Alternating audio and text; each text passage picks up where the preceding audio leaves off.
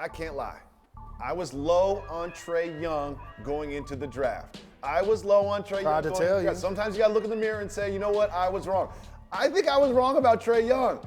I've been watching some Hawks games. He is impressive. He shoots from anywhere. He's now averaging 17 points and an impressive 10 assists a game. Granted, he is on the Hawks. He has a lot of opportunity to do those things, but he has impressed me thus far this season.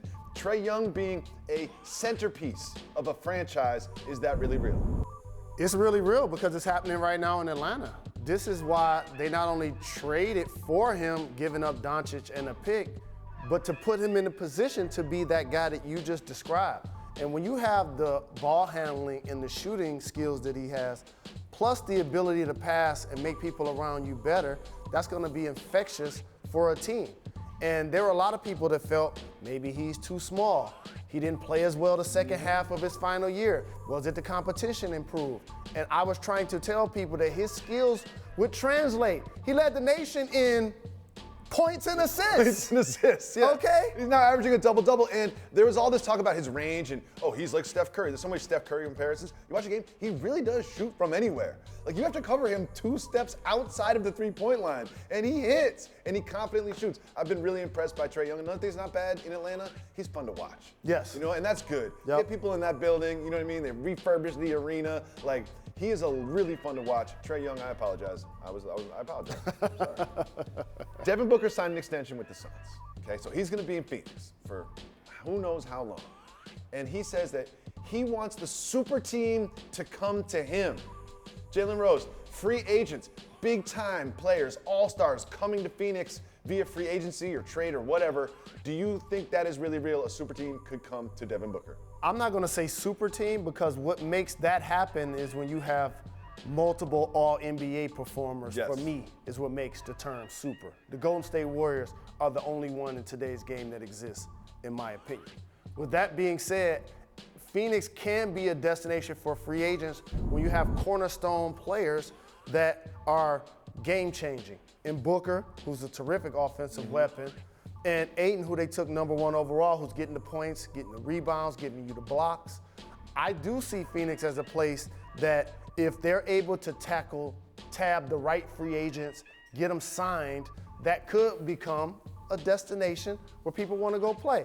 And I applaud Devin, Dame Lillard, Anthony Davis, Russell Westbrook, the Greek Freak, all of these guys who got drafted to teams that the national media always wants to put them on large market teams. You know who I applaud? I applaud And they re-signed KD. and they owned it. And I applaud LeBron James to playing wherever they want to play. Like, you celebrate players staying on the same team like it's some sort of badge of honor. Guess what? Go play wherever you want to play, KD. Go to New York next year if you want, KD. LeBron, go to Los Angeles because you enjoy the environment. Do it. I am not mad at LeBron and or KD. These are all-time great players. They can do whatever they want, clearly. But it damages the balance of the league when you have first-team All-NBA players, when you have MVP-type players in their prime, instead of opposing one another, joining up to play against each other, play with each other. Let me give you a better example. At the park, when it's time to pick teams. I want the best team possible. Correct, but who gets a chance to pick the teams? Best players. Boom! The 2 best players. Okay? It's not the 2 worst players, because you don't want the 2 best players to be on the same team. I got you there.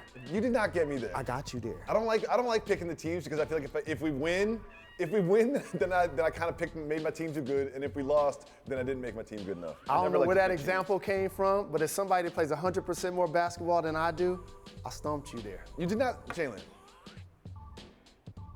It's usually the 2 loudest dudes that pick the teams, or the people that play the most that know the players. Let's move on, though. People don't want to hear about pickup basketball.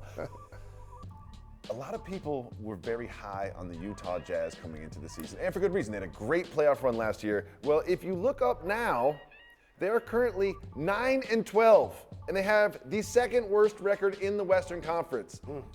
The Utah Jazz. You remember how good it was in the playoffs? It's not good now. Utah Jazz being bad, is that really real? That is not really real. Oh, explain to me. Remember, sir. I'm going to say this right now, okay? They've had the toughest home schedule in the game. They've had the 6th overall toughest schedule in the league. Donovan Mitchell has dealt with injuries. Yep. Okay, as these things start to balance off and he gets healthy, the Utah Jazz, when you start to look at the Western Conference standings, will find themselves amongst the top 4 or 5. It's going to top happen. 4? Yes. They're going to be hosting a playoff series at 9-12 right now.